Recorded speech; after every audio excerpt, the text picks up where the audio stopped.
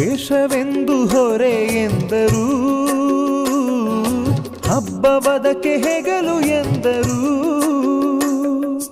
ಎರಡು ಮುಖದ ನಮ್ಮ ಜನುಮದ ವೇಷಾವಳಿ, ತೆಗೆದು ಹಾಲ್ ಬೆಳಕ ಕುಡಿಯುವುದೇ ದೀಪಾವಳಿ. ದೀಪ